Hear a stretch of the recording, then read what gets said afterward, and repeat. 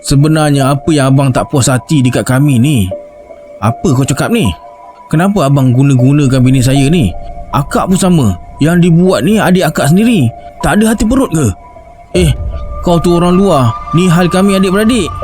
Saya ni laki dia, kak. Kalau akak nak sangat harta tu, ambil lah. Bukan boleh bawa masuk kubur pun. Kau jangan main-main. Aku boleh hantar lebih keras lagi. Aku tak takut. Aku takut Allah je. Jangan sampai bala datang dekat abang. Lepas tu ayah terus ajak pulang. Mama hanya diam je dalam perbalahan tadi. Ayah yang suruh diam sebenarnya. Sampai rumah, ayah cakap nak bawa mama ke Melaka esok untuk berubat.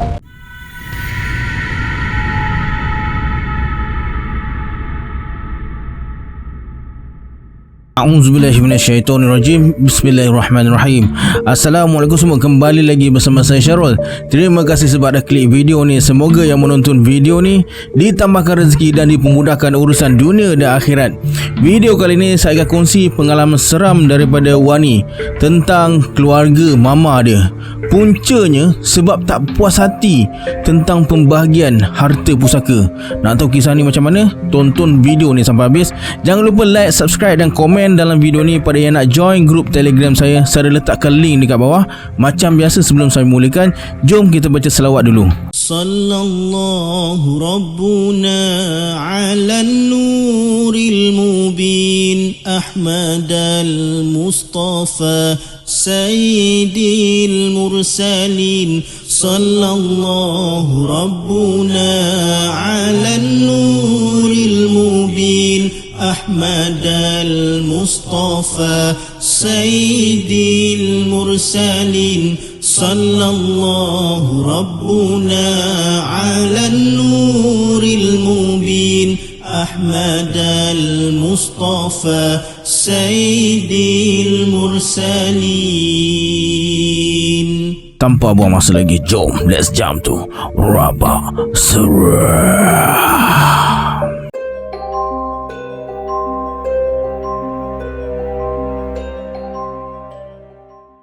Wani, dia lahir dekat KL tapi membesar dekat Perak sebab mama dia orang Perak. Sempatlah juga jumpa arwah opah dia dulu sebab masa umur Wani 13 tahun, opah dia meninggal dunia. Opah Wani ni banyak barang kemas, baju kebaya pun banyak juga. Belum campur lagi koleksi pinggan mangkuk dia yang banyak tu. Tapi apa yang Wani nak cerita ni pasal barang kemas opah dia. Setiap barang kemas opah ni, dari gelang ke rantai ke cincin, semua ada huruf Jawi. Wani pun tak tahulah macam mana boleh terukir huruf Jawi tu. Masa Wani kecil-kecil dulu, kalau opah dia suruh pergi ambilkan barang dalam bilik, dapatlah Wani tengok-tengok barang kemas tu. Siap belik-belik lagi sebab opah dia simpan dalam laci, dalam kotak kayu. Tapi sampai sekarang Wani tak tahu maksud perkataan Jawi tu. Sebab dia tengok huruf macam Jawi tapi bukan Jawi.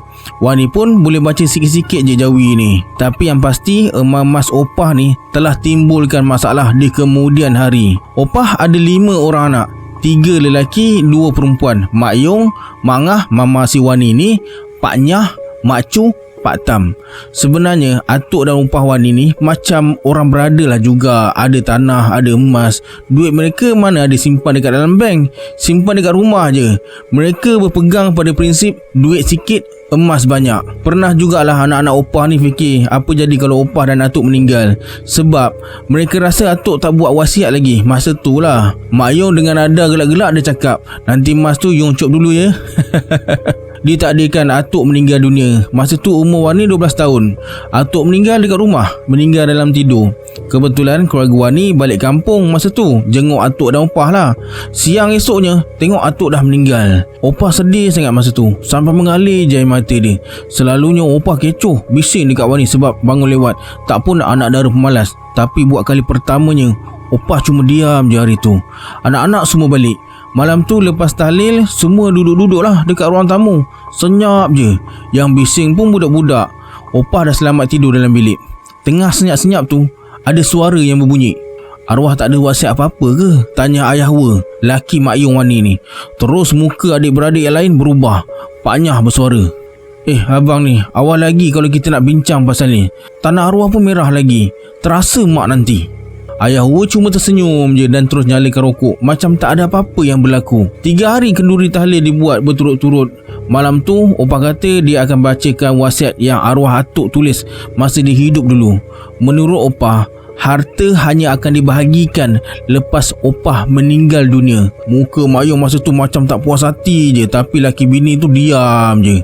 Dipendekkan cerita, beberapa bulan lepas tu opah meninggal dunia sebab serangan jantung. Meninggal dekat rumah juga.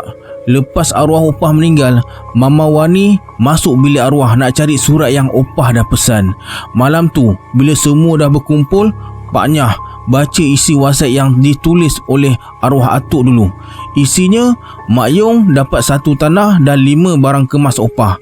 Mama Wani dapat 1 tanah dan 5 barang kemas opah. Pak Nyah dapat gerai rumah atuk dan 3 barang kemas opah. Mak Cu dapat 8 barang kemas opah. Pak Tam dapat 1 tanah. Barang-barang pusaka lain bahagi sama rata. Mak Yong tak puas hati dan berkata, "Kenapa kamu pula yang dapat gerainya? Aku ni anak sulung." "Tapi Yong, aku ni anak lelaki sulung. Mungkin abah ikut faraid kot." "Ah, tak ada faraid. Memang tak adil betul." Malam tu juga Mak Yong dengan keluarga dibelah. Tak lama lepas tu, apa yang Wani curi-curi dengar dari perbualan mama dan ayah, Mak Yong dah bergaduh dengan Pak Nyah. Teruk sampai suami Mak Yong nak tetap Pak Nyah. Lepas tu senyap, sampailah keluarga Pak Nyah datang rumah minta bantuan. Adik-beradik Wani ni ada 4 orang. Along, Angah, Acik dan Wani. Wani satu-satunya anak perempuan. Sebenarnya ada 2 perempuan, tapi adik Wani meninggal masa umur dia setahun. Rumah Wani ni rumah taman. Ada 3 bilik, 2 bilik air. Satu tu bilik mama dan ayah, 1 bilik untuk abang-abang dan 1 lagi bilik Wani. Masa tu tengah cuti sekolah bulan 12. Malam tu tengah syok tengok TV sambil cicah biskut. Tiba-tiba dengar ada orang bagi salam dekat luar. Ayah Wani pun bangun pergi buka pintu. Rupa-rupanya Pak Nyah datang. Lepas sesi bersalam-salam, Wani pun tolonglah mama dia buat air dan kudap-kudap sikit. Masa tu memang nampaklah muka Pak Nyah ni pucat macam tak cukup darah. Muka mereka laki bini nampak resah je. Yang anak-anak disuruh duduk jauh sikit, tapi Wani pasang telinga nak dengar. Kata Pak Nyah, dia terkena buatan orang. Siapa yang buat, ustaz tak bagi tahu. Cuma dia kata orang terdekat yang buat. Baru lagi terkena dalam 4 hari. Macam biasa, pagi tu Pak Nyah keluar ke kebun. Tiba-tiba dia terbatuk-batuk sampai muntah darah. Balik tu Pak Nyah ajak bini dia, Makcik Nora, pergi klinik. Doktor sampai ambil darah lah, tapi tak ada apa-apa pun sakitnya. Alih-alih disuruhnya balik berehat. 2 hari terlantar, tapi selera makan besar. Ayam seekor tu pun Pak Nyah boleh habiskan. Malam-malam pun kena ganggu. Macam-macam bunyi dia dengar. Ni pun dah okey sikit lepas berubat malam tadi. Tu yang terus pergi rumah Wani ni. Rasa bersalah pula kalau dia tak bagi tahu. Semalam paku ada rambut dengan kain kafan terkeluar dari mulut Pak Nyah. Hari ni terus baik sikit katanya. Wani yang dengar pun kesian dekat Pak Nyah dia. Setahu dia, Pak Nyah ni baik, geng masjid. Pak Nyah jarang nak gaduh dengan orang. Tiba-tiba je dia kena macam ni. Ayah Wani bersuara, "Kamu gaduh lagi ke dengan Yong?" "Hai, entahlah bang. Nak gaduh adik-beradik ni penat saya. Yong tu kakak, saya ni adik. Kalau Yong nak sangat geran tu, saya bagi je lah senang." "Tak boleh ropai gitunya. Ocik ni bukan apa. Takut terjual rumah tu nanti. Kamu faham-faham je lah perangai Yong tu." Mak Yong dengan laki dia ni macam gila harta sikit. Dulu Wani pernah dengar cerita juga yang laki Mak Yong pun bergaduh dengan adik-beradik dia pasal tanah. Tapi yelah, Wani tak ambil pot sangat sebab budak-budak lagi masa tu. Perbualan mereka mula bertukar ke isu semasa. Wani pun terus malas nak dengar. Tak lama kemudian, Pak Nyah dan Mak Nyah minta diri untuk pulang. Jam dah dekat pukul 11 lebih malam. Wani pun bersiap-siap nak masuk tidur. Sebelum tidur tu, dia baca ayat kursi dan 3 kul. Lepas tu dia sapu ke seluruh muka dan badan. Perlahan dia tutup mata. Tapi sebenarnya malam tu masih panjang lagi. Wani tersedar bila dia dengar suara orang berjerit. Dia pun meluru keluar. Tengok-tengok ayah tengah pegang mama. Yang mama pula terjerit-jerit macam orang hilang akal. Abang-abang Wani terus pegang mama. Wani nampak mulut ayah terkumat kamit baca sesuatu sebelum mama pengsan macam tu je. Wani masih terpinga-pinga lagi. Ayah terus suruh mereka semua tidur dekat ruang tamu ramai-ramai. Wani cuba tanya ayah, tapi bila tengok muka ayah nampak resah Tak jadi Wani nak tanya. Pagi tu Mama bangun sihat walafiat je, macam tak ada apa-apa yang jadi. Wani tanyalah Mama dia ingat ke apa yang berlaku malam tadi. Dia tanya balik, kenapa? Jadi apa? Ayah pun ceritalah dekat Mama. Tapi Mama siap bersumpah lagi. Dia kata dia tak ingat apa-apa pun. Jadi ayah pun terus tutup mulut. Kebetulan sarapan pagi tu nasi lemak beralas daun pisang. Terus ayah kata jangan nak alas daun pisang dah. Dekat mereka adik-beradik pun dia pesan jangan beli makanan yang ada alas daun pisang. Acik pun tanyalah, tapi ayah cakap suruh ikut je. Petang tu dalam pukul 4 lebih, tiba-tiba Mama mengadu kaki dia sakit sangat macam ada orang pijak. Tapi lepas azan maghrib, terus kaki dia elok. Benda ni berlarutan sampai seminggu. Pukul 4 lebih je mula Mama mengadu sakit kaki macam kena pijak. Mereka adik-beradik semua urutkanlah kaki Mama. Ayah siap bawa Mama pergi klinik, mana tahu kan ada penyakit apa-apa. Tapi doktor kata Mama sihat je. Hari ke-7 malam tu Mama muntah darah, terus dibawa ke hospital. Doktor kata nak buat ujian, jadi Mama ditahan, kena duduklah dalam ward. Macam-macam lah doktor buat dekat Mama, cucuk sana cucuk sini. Lepas 3 hari doktor suruh balik. Ayah mula bawa Mama berubat merata tempat, dari timur ke barat, dari selatan ke utara. Duit pun semakin menyusut. Mama dah macam orang lain, dah macam mayat hidup, tapi makan macam biasa. Masa ni memang keluarga mereka tengah sengsara. Along Wani bahagikan tugas pada adik-beradik. Along tukang cuci, tukang sidai baju. Angah dan Acik tukang bersihkan rumah, dan Wani pula tukang masak. Nasib baiklah dia pandai masak. Masa tu Mama asyik menangis je. Mama kata dia rindu nak jalan-jalan, nak masak, nak buat rutin dia dulu. Wani dengan adik-beradik dia kata tak apa, mereka boleh buat dan boleh jaga Mama dia. Adik-beradik Mama semua datang melawat kecuali Mak Yong.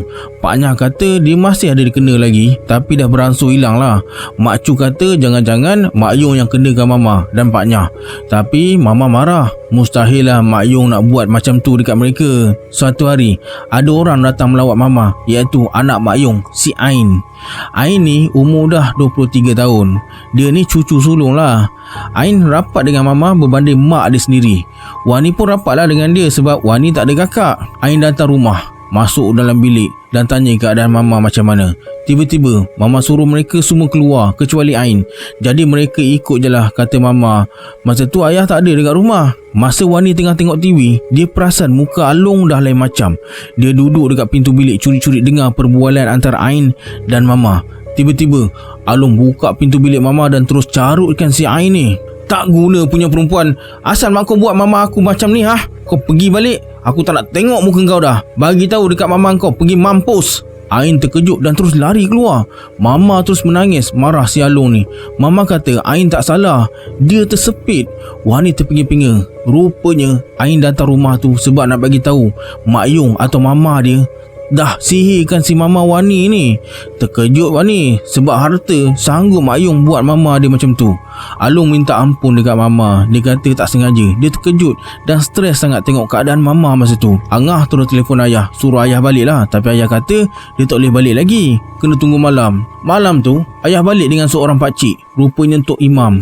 Geng masjid pun ada, geng Mama pun ada ziarah juga. Sebelum balik, Tok Imam bagi air Yasin, suruh Mama minum air tu. Along kata Tok Imam cakap dia akan panas, apa-apa panggil aku. Jadi Along cadangkan mereka semua tidur ramai-ramai dekat ruang tamu. Malam tu dalam pukul 1-2 pagi, Wani rasa nak terkencing. Dia pun bangunlah nak pergi tandas. Masa dekat dapur, Wani nampak Acik tengah makan. Wani tegurlah, "Oi, tak kenyang lagi ke?" Tapi Acik buat tak tahu je. Wani pun malas nak layan lagi. Dia terus masuk tandas. Keluar dari tandas, dia tengok Acik dah tak ada dekat situ. Sampai dekat ruang tamu, Acik baik punya tidur atas soto. Wani syak, Acik dah habis makan lah. Dia pun sambung tidur semula. Along pula dia kata dia bangun sebab tekak dia kering. Dia pergi dapur minum air. Tiba-tiba dia terdengar bunyi anjing menyalak dekat tingkap dapur. Along rasa tak sedap hati. Dia pun buka tingkap dapur tu nak tengok kat luar. Masa dia buka tingkap tu, terpacul satu kepala dengan muka tak ada tengah menghadap dia. Along terus menjerit sampai satu rumah dengar. Semua terus terjaga. Ayah dengan Angah angkat Along letak dekat ruang tamu. Baru je ayah nak telefon Tok Imam, tiba-tiba Mama meluru keluar. Padahal dah 3 bulan Mama terbaring tak bangun-bangun. Nak mengiringkan badan pun dia merintih sakit. Mama keluar, lepas tu dia duduk bersila, gaya macam orang silat tu. Lepas tu mulut Mama terkumat kamit baca sesuatu. Masa ni Wani dah menangis dah dengan Acik. Along terus tersedar macam orang gila. Dia terus nak pegang Mama, tapi ayah sempat tahan. Masa ni satu rumah dah bau busuk sangat. Tiba-tiba Mama jerkah si Wani ni dan Wani terus pingsan. Wani sedar-sedar je tengok muka ayah dia. Dia terus duduk dengan masih pening-pening lalat. Wani tengok sekeliling. Mama elok je terduduk sambil menangis. Baru Wani sedar Tok Imam dengan isteri dia pun ada. Jiran sebelah rumah, Mak Nap dan laki dia pun ada sekali. Tok Imam cadangkan kepada ayah supaya jumpa Mak Yong untuk selesaikan masalah ni. Aku tak sangka dia sanggup buat adik dia sendiri macam ni, kata ayah. Disebabkan Wani tak faham langsung perbualan mereka, jadi Wani pergi dekat Angah dan suruh dia cerita apa jadi masa dia pingsan tadi. Kata Angah, lepas tengok Wani pingsan sebab jerkahan Mama, dia terus berlari keluar dari rumah dan minta tolong Mak Nap dan laki dia. Lepas tu dia balik, dia tengok Along dia semua dah okey. Sementara ayah dan Along cuba kawal Mama yang tengah kesurupan tu, Angah terus tarik Acik. Yelah, Acik budak lagi, nanti dia pula yang pingsan. Mak Nap terkejut tengok Mama yang masih dalam posisi tadi sambil terus bercakap dalam bahasa yang tak difahami. Tiba-tiba Tok Imam muncul. Rupanya laki Mak Nap dah telefon Tok Imam tadi untuk selamatkan keluarga Wani yang tengah huru-hara malam tu.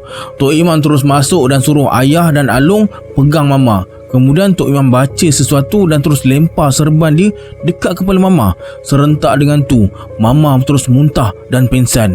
Busuk bau muntah tu dan ada seketul daging dekat muntah tu. Aku tak boleh buang benda tu. Aku dapat redakan je, kata Tok Imam. Lepas tu Tok Imam terus baca sesuatu dekat air dan suruh ayah bagi Wani dan Mama minum air tu. Mama sedar je, dia terus menangis sekuat hati. Tak lama kemudian Wani pun tersedar juga. Mama dengan ayah nak bersemuka dengan Mak Yong, kata Angah. Wani pun pergilah dekat Mama dan peluk dia. Tok Imam dengan jiran dah minta diri untuk pulang.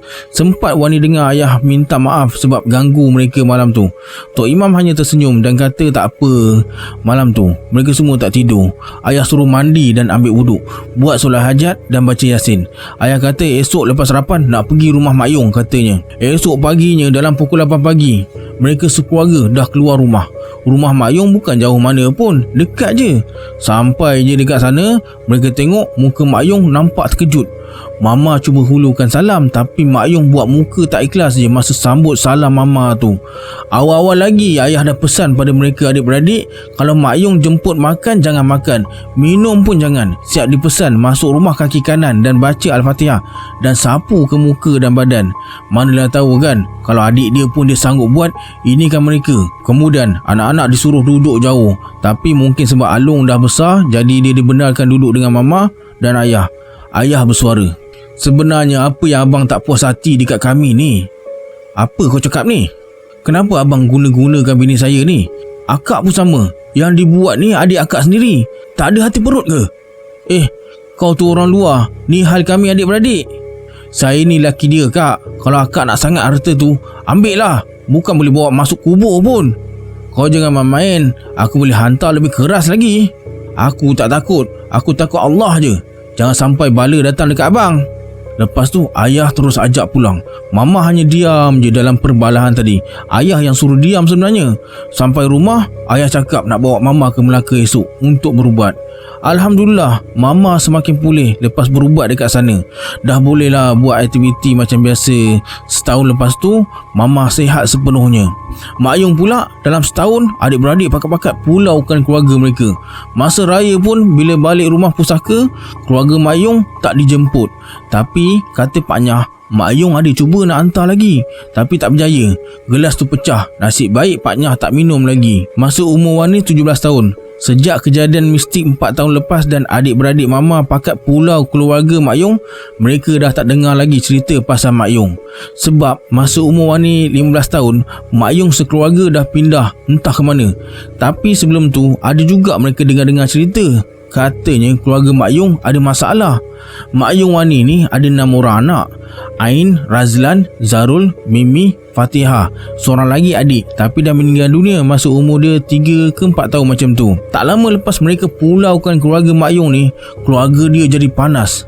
Ain kena penyakit misteri, badan dia bengkak-bengkak, nak jalan pun tak boleh. Razlan pula suka buat masalah dekat sekolah. Yang ni pun sebab angah cerita sampai akhirnya Razlan kena buang sekolah.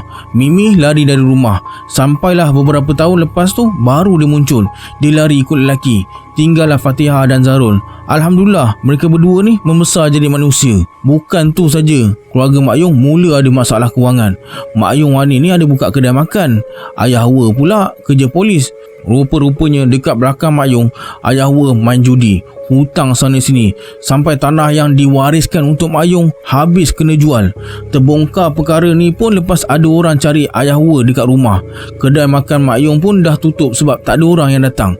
Tahu-tahu je mereka dah pindah sebab nak lari dari hutang. Sampailah masa Wani dah habis sekolah, barulah Mak Ayung muncul. Mak Ayung tiba-tiba datang rumah. Masa tu Wani dengan Acik ada dekat universiti. Mak Ayung muncul sambil menangis-nangis minta ampun dekat mama. Rupanya lepas pindah tu hidup mereka makin susah. Mak Ayung terpaksa kerja jadi tukang cuci. Suatu hari tu bila Mak Ayung balik daripada kerja, dia tengok Ain dah meninggal. Ain meninggal dalam tidur. Razlan pula ikut perangai ayah dia. Akhirnya lari dari rumah. Zarul sampai berhenti sekolah lah sebab nak sara Mak Ayung dengan Fatihah. Sebab masa ni Mak Ayung kena diabetes, dah tak larat dah nak kerja. Masa jumpa tu Mak Ayung menangis-nangis minta ampun. Mama maafkan dia. Yelah, air dicincang takkan putus kan. Akhirnya Mak Ayung jumpa semua adik-beradik dan minta maaf. Sekarang hubungan mereka dah kembali macam dulu. Okey, sampai sini kisah yang dapat saya kongsikan hari ini. Sebelum kita berpisah, anggaplah kisah ni sebagai hiburan semata-mata. Jangan terlalu mudah percaya. Hanya yang mengalaminya tahu akan kebenaran sesuatu kisah tu. Kita berjumpa di video akan datang. Saya Syarul. Assalamualaikum. Adios.